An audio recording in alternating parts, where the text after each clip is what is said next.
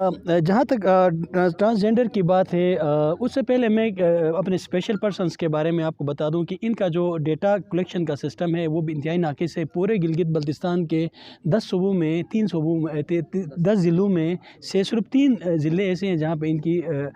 वो आइडेंटिफिकेशन या जिस तरह असेसमेंट होती है या उनको एक सर्टिफिकेट दिया जाता है वो दिया जाता है, मगर दूसरे 10 ज़िला में नहीं दिया जाता। हमारे अंदाज़े के मुताबिक मैं स्पेशल पर्सन का भी 1 लाख से ज़्यादा आबादी है गिलगित बल्तिस्तान के अंदर, लेकिन अब तक जो रजिस्टर्ड हैं वो 16 से 17 हज़ार के करीब है। वजह ये है कि हमें एक्सेस नहीं है। जहाँ तक ट्रांसजेंडर की बात है, मुझसे बहुत सारे ट्रांसजेंडर कांटेक्ट करते हैं, बताते हैं कि हमारे साथ ये इशू है, मगर जब वो हॉस्पिटल जाते हैं अपना सर्टिफिकेशन करवाने के लिए, हालांकि नादरा ने उनके लिए एक अलग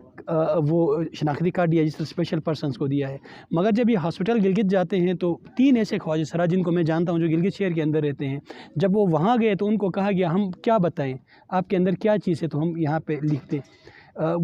मतलब कोई कानून ही नहीं है इनके लिए गिलगित बल्तिस्तान के अंदर, GB के अंदर, क्योंकि वफाक के कवानीन आपको पता है जब ये सूबा बना है तो उसके बाद सारे इख्तियारात यहाँ पे चले आए हैं, तो इनके लिए कोई कानून साजी ही नहीं, नहीं इनका कोई डेटा है सिस्टम है। अच्छा, नहीं वो घर वाले चाहते हैं कि वो आके बताएं कि हमारे साथ अब एक ख्वाजा सरा है। अगर आप हमने ये भी कहा था कि जब तक माशरे को एहसास होता है इस चीज़ का, आप डिसेबिलिटी लिख दें उसके अंदर, किसी तरह की डिसेबिलिटी, ताकि वो उसमें तो आ जाए, नेट में तो आ जाए कि उनको कोई हम फैसिलिटी दे सकें, मगर बदकिस्मती से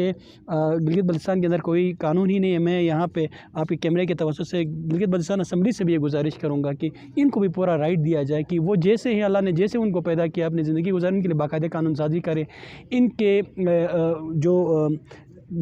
घर वालों के साथ जो एक आपका हिस्सा होता है बेटियों का, बहनों का, इनको उसमें भी वो नहीं दिया जाता है। वो बच्चियां अपनी जो अल्लाह ने उनको बनाए उसी चीज़ को छुपा के पूरी ज़िंदगी गुजारती हैं और फिर वो कब्र तक चले जाते हैं। तो मेरे अंदाज़े के मुताबिक गिलगित में सैकड़ों की तादाद से ऐसे ख्वाजा सरा हैं जो अगर मैं कहूँ तो हर जगह पे मौजूद है। स्कर्दू आप कहें, हुंजा कहें, गिलगित कहें, नगर कहें, हरामुश कहें, जहाँ पे आप जाएंगे वहाँ पे आपको किसी न किसी सूरत में मिलेंगे, मगर बदकिस्मती से उनकी आइडेंटिफिकेशन इस तरह नहीं होती है जिस तरह होनी चाहिए। नहीं हमारा माशरा इस चीज़ की इजाज़त देता है, मर्दों वाला माशरा है कि वो सामने आए और ख़ुद को बताएं कि मेरी आइडेंटिटी ये है। अब हुंजा की एक बड़ी हमारी प्यारी बहन है, ख्वाजा सरा है, वो अपने पूरे घर को संभाले हुए, अपनी पूरी फैमिली को उसने संभाला हुआ है। अच्छी पेंटिंग का काम करती है, बहुत अच्छी वो मेकअप आर्टिस्ट है, पूरा अपना घर वो चलाती है। तो ज़रूरत हम सबको ये चाहिए कि अगर अल्लाह ताला ने किसी भी तरीके से किसी भी शख्स के अंदर छोटी भी कमी रखी है,